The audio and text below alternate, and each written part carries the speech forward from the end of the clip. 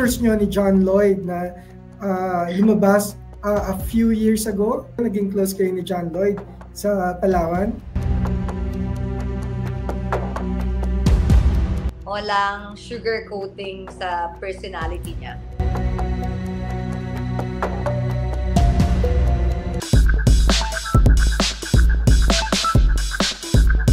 Sa isip ko ngayon, yung pictures nyo ni John Lloyd na lumabas a few years ago during pandemic. So, kumbaga, naging neighbors kayo, naging close kayo ni John Lloyd sa Palawan? Actually, kasi bumili siya ng lot doon sa nanay ko eh. So, kapitbahay kami. Close naman siya sa family ko. Para ko na nga siyang kapatid kasi yung mama ko parang anak na siya. Kasi brother ko, parang kapatid na rin niya.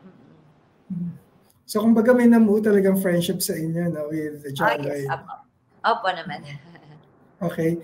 So, gaano kayo, sorry po, push ko lang kasi di ba may mga artista sa GMA na they are happy to work with John Lloyd. And now, ito ka ngayon, Kat, naging friend ang isang dramatic actor na kilala. No? So, paano yung dynamics nyo? Like, nagkakaroon ba kayo ng weekend bonding or ikaw ba yung nag-tour sa kanya sa Palawan kasi ikaw ay resident ng Palawan?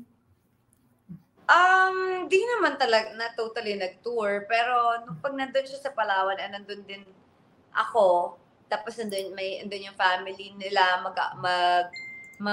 sila lalabas. Sumasama naman kaming family. Kasi ni-invite niya din kami kasi parang family na rin niya yung family ko doon, and parang yun na rin yung nagbabantay ng house niya kasi nasa loob ng ng area namin. Okay. Bonding doon lang sa Palawan pag nakikita kami.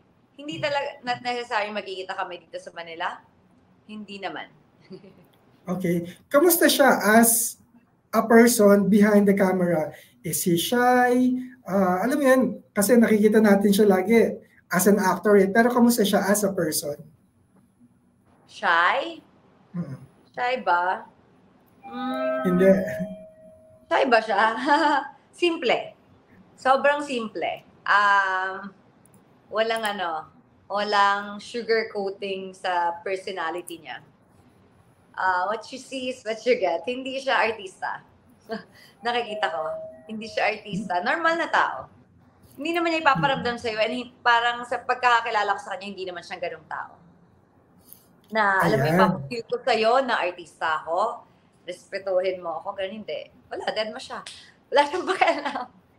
Tao ako, tao ka din. Pareho lang tayo, ganun siya.